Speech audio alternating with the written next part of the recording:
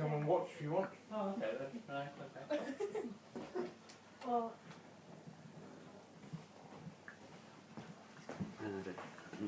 Ladies and gentlemen, please welcome to the stage Glenn Doncaster. Yay! Good afternoon, ladies and gentlemen. How are you? Well? yeah. Yeah. Yes. Good. Pleasure to be here with you all in this wonderful event. And you having a good fringe? Yeah. Good. It's wonderful. It's a great festival. Come here every year. Thank you for coming, by the way. Thank you so much for coming to a venue you've probably never heard of, to see a short, hairy, fat man you've also probably never heard of. It's a tremendous pleasure on my part. Thank you so much for coming.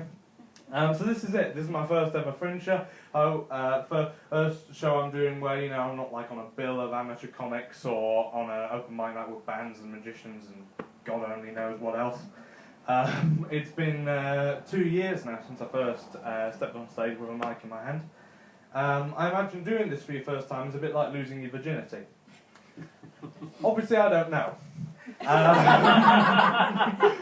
Because having the body of Johnny Vegas and the head of a werewolf permanently stuck in mid-transformation isn't appealing to the opposite sex, I have discovered. The reason I imagine it's a bit like losing your virginity is, well, think of what they've got in common. A bit awkward when you first start out, you get a bit sweaty or clammy, but you enjoy it. And then the very next day you want to go into school and tell all your friends. So, I imagine they're pretty similar experiences. I'm going to talk this afternoon about those kind of weird moments in life where people seem to abandon all logic or abandon all form of rationality or common sense. A good example is that I was on a train with my dad, who is there, a little while ago, and we'd reserved a couple of seats.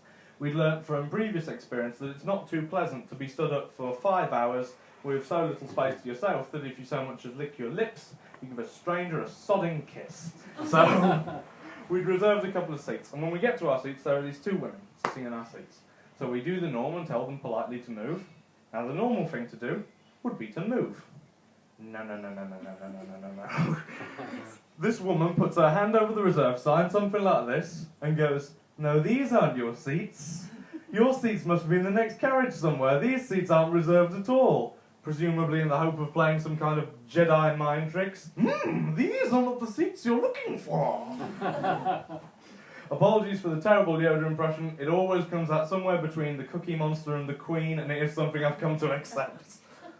You seem to get a lot of this weird behaviour on public transport and in the facilities in which you get that transport. I was at a railway station, again, not so long ago, and there was a French bloke wandering around saying to people, "Où est le gars? Où est le gars?" Any of you speak fluent enough French to know what that means? No? It's the station. Close, it means where is the train? Yeah. where is the train? And he was wandering around asking people where the train was because he couldn't read any of the writing on signs and couldn't understand any announcements, what with being French. And of course, no one was able to help him because, like the French, we haven't really bothered to sort of learn our second language either. So, eventually he gave up and he sat down on the bench on the platform. It was at this point a young man and his lady friend approached and they sat down on the bench on the platform next to him. And in a last-ditch attempt to gain some form of information, gain some form of help and advice, the French bloke turned to the guy and went, "Où est le gars?" Without even considering that the Frenchman may simply be of a foreign nation, a confused traveller in need of some help, the bloke turned to him, laughed in his face, yeah, and went, "Oh, you pisshead," right? He thought he was drunk, which, to be fair to that moron, quite a lot of French people are, quite a lot of the time, but it doesn't make the two synonymous. It's great when you get this kind of weird behaviour over the announcements on public transport because then everyone gets to hear it. I was on a train once and the guard came on the announcement system and said, "Ladies and gentlemen, the onboard shop will now temporarily close. Please don't panic."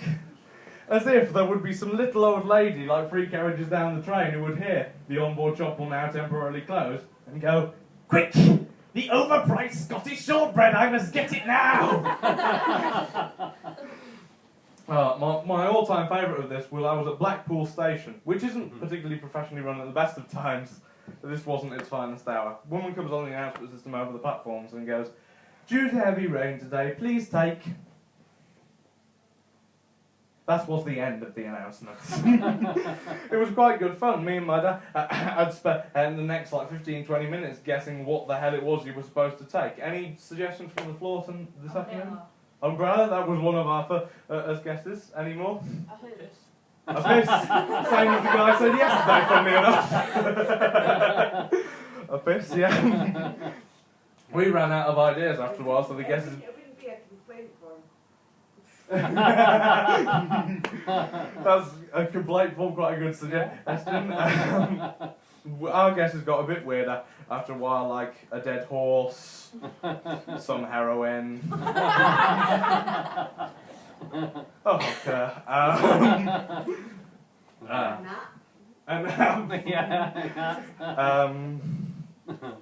So it's not just on the... I give the railways a lot of stick for it. It's not just the railways. There was a list published in one of the papers, I can never remember which one, of the weirdest in-store replacements for the online supermarket shops. One of my favourites was someone who ordered a pack of headache tablets and they got dishwasher tablets. Yeah, because you tend not to be worried about that niggling pain of a headache when you're dying of detergent poisoning. Death is a very effective cure for headaches. It cures them pretty quickly. Another favourite of mine was someone who ordered a box of boys' nappies and they got a string of sausages. I love imagining the conversation that resulted from that. "Darling, the baby's urinating. He's going to ruin the furniture. Do something." "Well, what can I do? We've only got the sausages."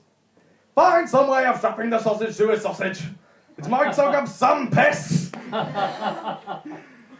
My all-time favourite of these was a woman ordered a pack of tampons and she got a pack of Twix bars. I do suppose in an emergency you could try for absorbency, but I don't see that you would have much success. It's not just the weird stuff people do, it's the weird stuff people say that amuses me. He is brilliant at this. I went to see Pride and Prejudice and Zombies with my dad quite recently, and it's quite a good film, and afterwards we were talking about it, and he said the phrase, and I quote, "Well, obviously, in the original film, I imagine they used real people." To which I replied, "Well, yes, just as they did in the zombie remake. I'm not entirely sure if you're aware of this, Dad, but they weren't real zombies. They didn't go, right, we're making a zombie film. How can we get some of the undead to volunteer? I know, we'll get Gareth, one of the producers, down the graveyard with a cassette player and a cassette tape of Thriller by Michael Jackson. That'll do it." My all-time favourite of his was we were on a bus together on holiday, and apropos of nothing, not relevant to the conversation in any way, shape or form, he pointed out the window and said, "Ooh, that looks like a nice prison." I thought, like, how do you know? Are there people leaving reviews, comments on prisons on TripAdvisor? I thoroughly enjoyed my stay at Wandsworth Prison. The beds were clean and surprisingly comfortable. The staff were hospitable and would even show me to my room at nights. There was lots to do, like playing table tennis with the other guests. My 6-year stay flew by. I can only warn future guests to watch out for Brian in the showers, and not to pick up the soap if Brian should ask you to do so. I know I exclude myself from this, by the way. I do stupid, idiotic stuff all the time. I'll give you an example. I was in Berlin last year in Germany for a week, and I came down for breakfast in the youth hostel one morning, and there was what I perceived to be on the breakfast buffet, a bottle of apple juice. It was in a kind of weird pointy-shaped bottle, but I thought, well, we're in a foreign country, things will be packaged differently. So I poured myself a glass of it and took a sip. It was vinegar. Yeah, right? And let me tell you, it makes me sound idiotic, which I am, I will happily admit that, but it makes me sound slightly less idiotic when there were 3 items on that breakfast buffet: Belgian waffles, cereal and toast. Which of those would you conceivably serve with vinegar? Which one, right? If any of you here tonight work in a hotel or a cafe or a restaurant and someone comes into you one morning and orders a bowl of cereal for breakfast, and And as you turn to get them their order, they say, "Oh, sorry, does that come with vinegar?" Report them to the Ministry of Defence, they are not of this planet. That is not the way Earthlings behave. And I believe I am one, as far as I know. Anyway. Are you sure? Well, the evidence I have to go on is that I fell out of one, and I find that good enough. The other time I do like really stupid stuff is when I'm stressed. I caught myself in the build-up to the GCSE exams. It was quite some time ago now. I was swearing at my own turds, which was quite a disturbing development. Right, I was on the toilet. Right, I was at the moment of push out and inevitable relief, and I heard myself go, "Ah, fuck off." Horrible, horrible moment, because when you catch yourself doing that, you quite start to question your own sanity quite severely when you're swearing at bodily functions. I did hear from a mate of mine about someone who had a far worse experience on the toilet. My mate works in a factory, and he came onto his shift one morning to see one of his colleagues already on shift, seeming in great discomfort and crying out in pain whenever he sat down. So my friend proceeded to ask him what had happened, and he said he had been tasked of disposing of some petrol, and decided the safest and easiest way to do so would be to pour it down the toilet. So he poured the petrol down the toilet, and then, realising he needed a shit, without flushing, pulled down his trousers and pants, sat down, and lit a cigarette. Oh! Yeah. He had to go to hospital and explain to an A&E department how the fuck he had got third-degree burns on his ass, right? I think the reason we have these moments in life, these moments of complete abandonment of any logical common sense, is because our brains haven't really evolved. The physiology of the human brain hasn't really evolved. Bless you. The physiology of the human brain hasn't really evolved in the last few thousand years, and because now we have to cope with so many different streams of information, but the physiology of the human brain stayed the same. Every so often they just flip out and fail to cope with it. Like, you would think in legal situations it would be a sobering experience, it would bring people to rationality. But it's not always the case. There was an article published in, I think it was the Metro, but I couldn't be held to that, about someone who was up for an 80-mile-an-hour speeding charge in a 50-mile-an-hour zone, refused to pay the fine, so had gone to court. And his formal legal defence he gave in court, and I'm quoting directly, was, "There was a bee in the front of my car, and it was distracting me. So I sped up to 80 miles an hour in the hope that the bee would not be able to fly that fast, and would therefore be forced to remain in the backseat area of the car." So, I mean, I guarantee everyone will have had something like this. Probably not as stupid as those, but everyone will have had this one of these moments where they found themselves doing something, and then they'll have thought, "This makes no fucking sense." Anyone willing to share theirs that they've had? Or rat someone else up if you prefer. I'm equally comfortable with that. Anyone? I'm just an old lady.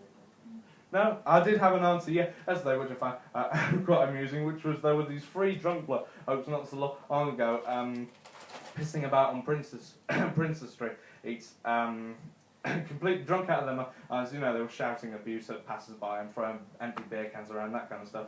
Eventually, two police officers said, "Right, lads, you're breaching the peace, we're going to have to take your names and give you formal cautions." And obviously they didn't want their names to be taken down, so the first bloke looks at the police officer, then looks over the street and goes, "Right, I'm Mark Spencer." And he nudges the second bloke who cottons on to what he was doing and go, "Right, I'm Austin Fryer." And the third bloke realises what's going on, looks over the street and panics and goes, "Well, I suppose that makes me Ann Summers." Quite a good one. The other one I was going to tell you from myself, for an example of stupid stuff I've done when I'm stressed, and this was far more recently. It was in the build-up to my first lot of A-level exams. I managed to forget the existence of transgender people.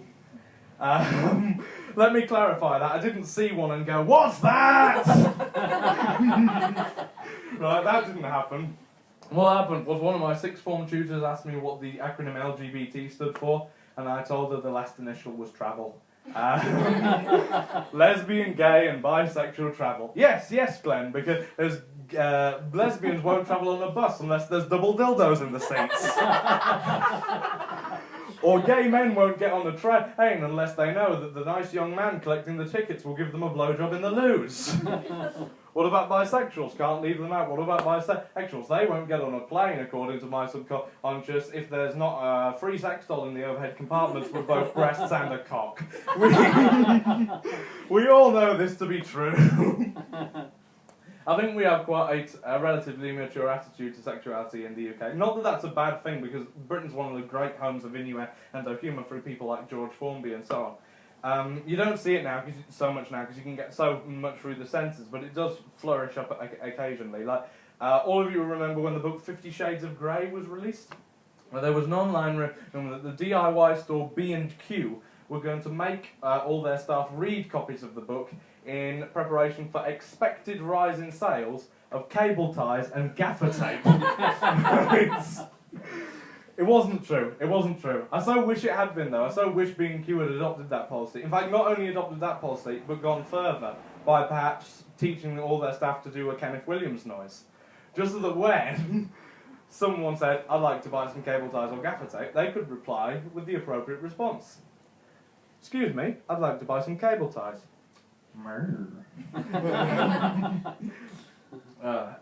In fact, the title of the show, which some of you will have seen on the flyers and the posters and so on, that one grape in the bunch that never got to be a grape is a piece of innuendo humour.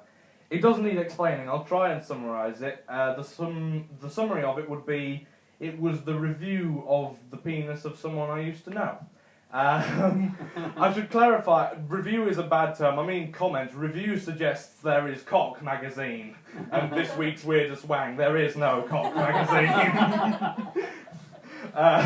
What happened was, someone who used to go to the school where I still attend sixth form decided it was a good idea to send a photograph of his gentleman sausage to his lady friend via Twitter, to his girlfriend, and the problem was he forgot to send it as a direct message. So when he clicked post tweet, it went out to all of his followers, which was some 50 people. And of course they all retweeted it as well. So it wasn't long before, everyone in his year group within 2 or 3 hours had seen his shriveled cock. And it wasn't long before people started commenting on his little man piece. Yeah, I can talk in that department. That phrase, it's that one grape in the bunch that never got to be a grape, was one of the comments. Some other favourites of mine was I've seen bigger stuff in a raisin box, and I've seen bigger junk on a shrew. Which incidentally is a title for next year, potentially. I do get quite a lot of this innuendo humour where I go to sixth form, because people aren't allowed to just go around the corridor shouting obscenities, so innuendo humour still exists. A brilliant example was when Hurricane Rachel hit Cumbria, which is where me and my dad live, and led to a spate of innuendo in my social life, because people wouldn't walk into rooms anymore and say, oh, it's very windy, or the wind's very strong. They would say, oh, Rachel's blowing hard. Rachel's been blowing hard all day. Rachel made me all wet when I walked into school this morning. At one point, Rachel was blowing so hard it was hurting my face. Another favourite of mine of these was we were once given the task during a GCSE physics lesson of stripping the plastic insulation off wire cores to make electromagnets using a pair of clippers or wire strippers. Many phrases made us laugh during this activity. Where are the strippers? Can I borrow your strippers? Do you need those strippers? No, I'd just quite like to watch what you're doing with those strippers. What's Sir done with the strippers? Those aren't proper strippers. My all-time favourite of these was that there was a chemistry teacher who was trying to teach a class about how in pig iron, when pig iron is formed in blast furnaces, or a layer of black iron oxide, commonly known as slag, forms on the top of it. Yeah, you can probably guess where this is going. He did not explain it to the class like I've just explained it to you, ladies and gentlemen, now. What he actually said to that class of 16-year-old children was, Now what you've got to remember, class, is that the slag always lies on top. To the response of laughter much like that, while he looked on confused. I do think that one of the reasons you get so much of this humour in school was because when people are going through puberty, their brains are fundamentally sexualised, particularly teenage boys in that department. A friend of mine, I still go to sixth form with, told me a story which backed this up. He studied electronics at GCSE, and it came to the part of the course where they had to assess the potential unethical uses for their electronic product. And he was left in the frankly idiotic situation of having to assess the potential unethical uses of some brake lights. I don't know how bicycle brake lights can be used unethically, like maybe shine them in someone's eyes or smash them on a squirrel's head, perhaps, but I can't think of too many unethical uses. So he turns to another friend of mine, and so this doesn't get confusing, for narrative purposes, I'll call Tarquin. So he turns to Tarquin and asks, what are the potential unethical uses for your product? Now, Tarquin had designed an electronic money box with a face on it and an opening and closing mouth for a slot. And when he asked Tarquin, what are the potentially unethical uses for your product, he said, well, I do suppose the mouth could be used for dubious purposes. My friend then turns back to him. Why have you created a blowjob machine? To which he replied, well, I didn't say that, and no one else has to use it that way. My friend turns to him again. You bastard! You've created an oral sex robot and you won't share it with the world, will you? Keeping it all to yourself. There's two differing attitudes by parents to this kind of humour. Some parents are very against it and see it as obscene and indecent and all that kind of stuff, the old-fashioned type of parents, whereas the more modern parents sees it as harmless. It's just something that young people tend to do. I think there is a limit. It's where parents shouldn't interfere with children's stuff, just as children don't interfere with their parents' stuff. Parents shouldn't have complete surveillance over their children's life. Just as children don't see everything that goes on in their parents' lives, because when the two gets one way too far or the other goes too far the other way, the consequences can be severe. I have the story to back this up. Different friend, I shall identify this for YouTube purposes, or identify him by being Ginger, and I'll leave it at that. Ginger and was invited to a house party when we were both at GCSE, and the host teenager, if you will, who was hosting a house party, his parents were both at the house, and there were teenagers spread all over the house, and during the party, the host teenager found his mother's dildo. Oh my god. Yes. And instead of putting the dildo back in the special drawer, where the dildo belongs, he decided the appropriate response was to chase the other guests around the house, slapping them with it. At which point, that dildo snapped, right? Yeah. See, I don't know what I find funnier, the shock on his face there must have been, or finding your mother's thing, or the trauma of having to explain to her how it snapped. I just imagine her coming home from work, going up the stairs, closing the bedroom door, opening up the special drawer, and it's just there, sellotape back together. Handwritten note saying, sorry, Mum. Drinking is another thing parents want to control with their children. I understand that because it has a health risk in there, and I understand that. I do drink a little bit myself, I don't mind admitting that. I drink a little bit, but I don't get drunk. I don't get drunk, and the reason I don't get drunk is I'm frightened I'll be one of those mental drunks. You'll have all seen the mental drunk. The mental drunk is the drunk who tries to kind of, I don't know, wrestle a tree or fuck a car. Those are the mental drunks. Plus, like... Do we have any in? Well, thank you for being honest. People say to me, drink in your own home, drink in your own home. And then if you are a bellend when you're drunk, people can't see it. It's in the privacy of your own home. But I wouldn't trust myself to drink in my house. I know I'd fuck something up. Like, I keep reptiles, for example. I've got a granite corn snake in my living room. I don't know how a drunk brain's going to react to that. I just have this horrible vision of me lying drunk on the sofa in my living room and a voice coming into my head going, Glenn.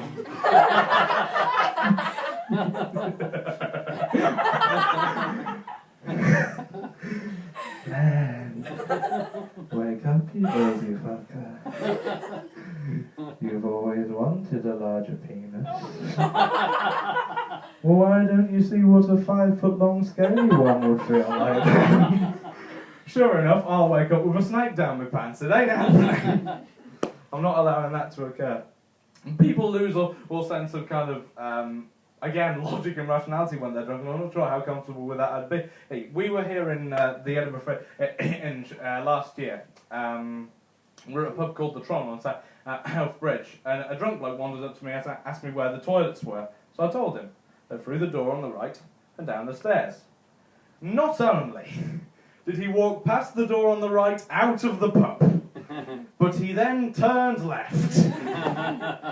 I have this vision of him like pissing on the pavement, wandering into the charity shop next door, going, "Where's the gun? Why is there no beer? Who are you?" There's one major advantage, well, there are two major advantages I can see to being drunk. Firstly, drunk people can sometimes come up with this weird sense of wit that I think is only accessed by the drunk brain. The sober brain just doesn't get it, right? I was wandering down North Bridge again at the Edinburgh Fringe last year, and I asked a drunk bloke the time. Didn't realise he was drunk, but I found out pretty quickly. And he gave the best response I've ever heard to a question where the recipient of that question did not know the answer, right? I said to him, "What's the time?" And he went, "A means of which two or more events are divided in a given period of existence." That is not an answer to the question, "What's the time?" What he's done there is define the phrase, "the time." Right? The other major advantage, and the big advantage I can see to being drunk, is that drunk people just act spontaneously because they don't care, they're not self-conscious, they don't care what other people think of them, and thus they probably have a more relaxed and enjoyable evening as a result of that. This story won't seem relevant, but it'll link up. When I was about 12, my dad took me to see Yogi Bear, the movie, at our local cinema. And we discovered when we went online to buy tickets of the film that there was a midnight screening of the film for over 18s only, right? And when we went into the cinema about 2 weeks later, we asked, is the midnight screening a bit of a special version of the film? Although looking back, I'm not sure what the hell a special version of Yogi Bear would have been. "Hey Yogi, what you doing there?" "Oh, hey boo-boo, I'm shagging a hedgehog." I don't know what that would have been. But unsurprisingly, they said, no, it's just the normal version, which has led me to one possible conclusion, right? Because there's about 25 bars on that street, and people get so shit-faced that they actually have to close the road off after 7:30 because people start chasing cars. That's the kind of drunk you get down there. And I think they put on that midnight screening of Yogi Bear the movie in full knowledge that some drunk people would wander past that, see the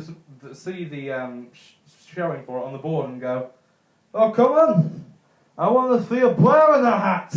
I want to see a bear doing picnics while he's wearing a hat. And there's a park ranger. He doesn't like him." Right? Ladies and gentlemen, you have been a truly, truly wonderful audience. Thank you so much for coming. It's free to get in, but not to get out, I'm afraid. No, genuinely, any contributions you could spare. I know it's a bit of a pathetic request, but obviously the posters and flyers, which you'll have seen, aren't free, and there was the hire of the mic and and an amp and so on. So anything you could spare would be hugely appreciated on my part. If you enjoyed the showing of the One Hotel, if you want to see more of my stuff, I'm on Twitter, simply @Glenn Doncaster, and you can find my stuff under Glenn Doncaster Stand-Up Comedy, and it'll come up on YouTube. If you enjoyed the show, please do tell your friends, and if you didn't, tell your enemies, because they can have a laugh as well. That's pretty much it. You've been a truly, truly wonderful audience. Thank you for having me. Good afternoon. Enjoy the rest of your fringe.